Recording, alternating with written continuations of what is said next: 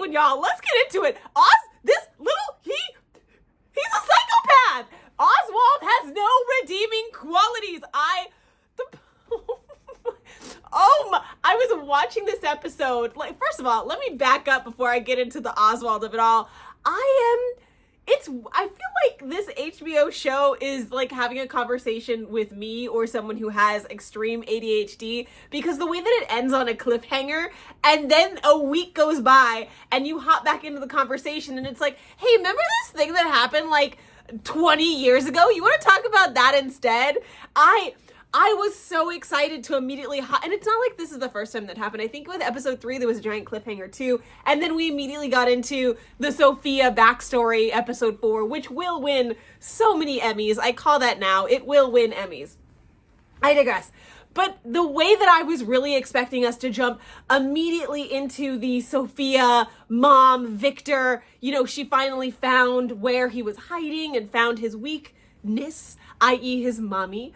I thought that we were going to jump right into that, but for us to then go back 20, 30, I don't know how old Oz is. I think he's in his like late 30s, 40s. But to go so far back, at least 20, 30 years, to see what happened, because we've been hearing hints about Oswald's brothers the entire show. We know whatever happened to Oswald's brothers created some sort of a breaking. It broke his mother in such a visceral way that then fueled Oswald's entire personality and his journey. Whatever happened to his brothers is the through line for both Oswald and Oswald's mother. So I love that we finally got to see that, and it was so quick, the entirety of that and the loss of it, and just I don't even think Oswald had a decision. I don't even think in his mind it was like premeditated. It was just like opportunity meets outcome, and that's literally all it was. And that's the beauty of psychopaths, is that at no point do they see, and this is something I do want to ask you guys, because I was having a little bit of, does he feel guilty? And I know that my train of thought is going everywhere, but I want you guys to follow me. When Oswald, because we know what happens at this point. I don't need to explain it to you. You're watching this video because you want to hear if, I have the same opinions as you. If our opinions differ, you want us to talk. So we're having a dialogue. So we know what happened to his brothers. Oswald, they're playing hide and seek where they absolutely should not be playing hide and seek at. But he locks them in and they drown. They drown, they're it's raining, and we know he is truly the reason why his brothers are dead. He murderized his brothers. But when he goes back home, and he's finally gotten everything he wants, he's got mommy all to himself, he's now the golden boy, he's the only boy, but he keeps looking out the window. And part of me is wondering if he's looking out the window to see if his brothers are going to come home so they tattle on him, or is he hoping his brothers make it? I'm not sure which side of the coin it is on. And because I was hoping he had a little bit of compassion, because then at least it was a child's mistake. I wasn't thinking this was going to end my brothers. But the more that the episode went on, the more I felt more inclined to believe, yeah, he knew what he was doing. And it was a hopeful, God, I hope they don't show up. It was more of a, God, I hope they were dead. I hope I did it. I didn't feel like there was any remorse or any sorrow or regret for what he did. It was just, God, I hope they don't walk back in that door. And I messaged my friend Coy. I had to pause the video. I think it was at I literally texted him. It was like the 9-minute mark, and I paused it. And I was like, Oswald is a psychopath. He is unredeemable. And I find it so interesting because later on in the episode, Sophia is like, blaming the mom. Sophia is literally blaming mom, being like, oh, you created this monster. It's your fault. But I'm watching her while she's trying to do her taxes, while she's raising her sons. Sometimes monsters are just born. It's not a matter of nature versus nurture. Or maybe it is. Maybe his nature truly is that he is a psychopath. He knows not what he does. And maybe it goes even further back to the abandonment of his father and the need to be loved. Sure, we can psychologically trace this and just name it. But I do believe that sometimes people are just born off. And unfortunately for Oswald's mother, Oswald was just a little off.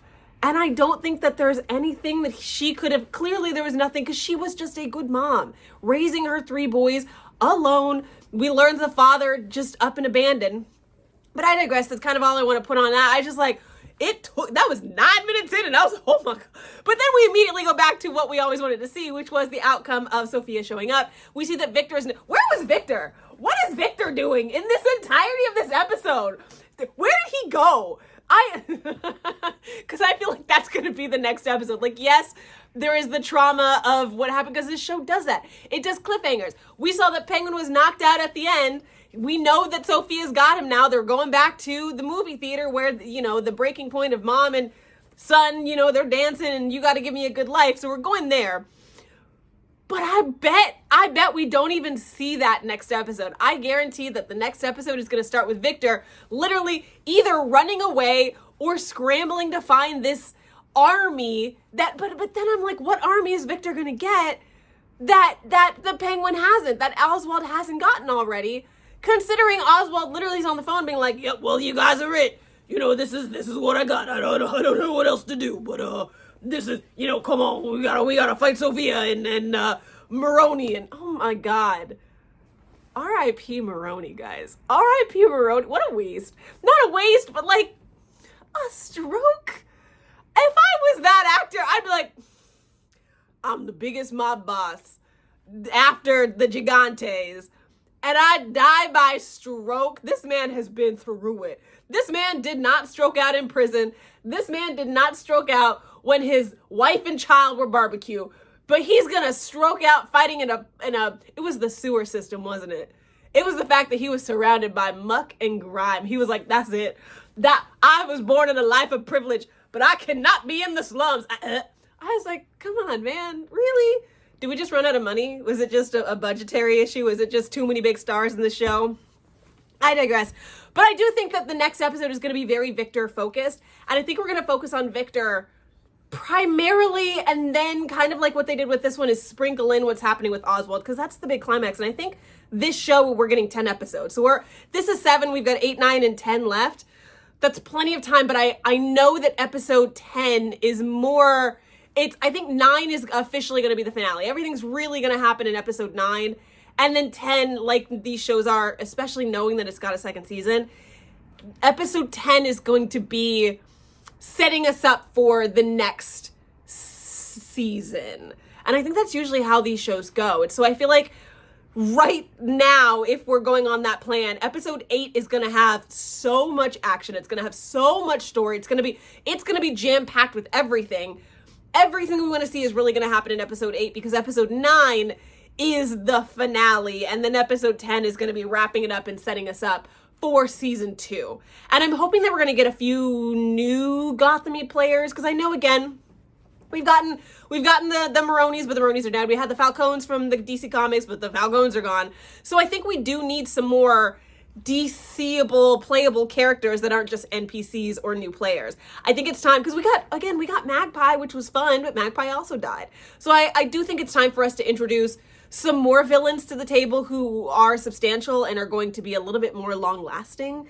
I think that's going to be fun. I also think that Sophia doesn't really have any more external challenges, and neither does the Penguin. I think that after a while, we're going to get tired of them fighting each other and this cat and mouse of one's on top and now they're down, and this one's on top and now they're down. I think we do need, in order for it to be fun, 3. I think we need 3 legs of the triangle in order for it to actually have, because eventually, as these stories go, eventually Oswald and Sophia are going to have to team up to fight a bigger bad. And we need that conflict.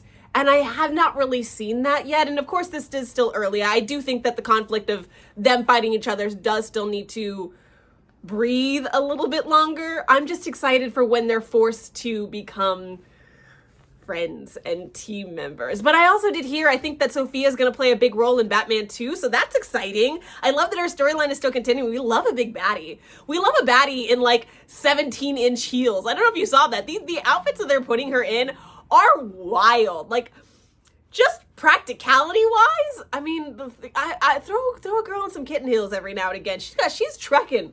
She's trekking left and right. I just feel like whatever. If you're a mob boss, wear what you want to wear. I'm just saying, sometimes, Sophia, we got to give the puppies a break. I digress. That's really kind of the crux of how I felt about this episode. I think the overarching idea is, for me, Oswald is a monster. There is nothing redeemable about this man at all. I was really rooting for something, but I don't think it's his mother's fault. And my last question is, do you think Oswald's mother suspects or knows that Oswald killed her other sons? At any point, do you think she asked him, or they had a dialogue, or maybe he said something like, accidentally spilled the tea a little bit on that? Because I feel like that's something that Oswald, I mean, I know we keep saying that Oswald is 2 steps ahead, 3 steps ahead, but I don't know. I wonder sometimes if she knew, and how much she knew, and how much she's allowing Oswald to get away with. Because she's very Team Oswald. When she's talking with Sophia and basically slapping her around, she's very much on Oswald's side. But is that because she's the only one left, or because deep down in her soul she knows Oswald would do anything to be on top and to be the only one desired and loved? I don't know. Them's the questions. How did you guys feel about this episode? Are you guys excited for the last episode, 8, 9, 10, 3 episodes we've got left? And what do you think is going to happen? Do you think that there are any other DC characters that would really be a fun mix to throw in there? I want to know everything. Let me know in the comments below. I will see you guys off in the next one, because I need to know what happened to baby boy Victor, because this is, oh my God, he literally murderized both of his brothers. Said, bye, hide and seek is over, catch me if you can. Bye, guys. I will talk to you all later. I gotta digest what I just saw. I'll talk to you guys next time. Hasta pasta.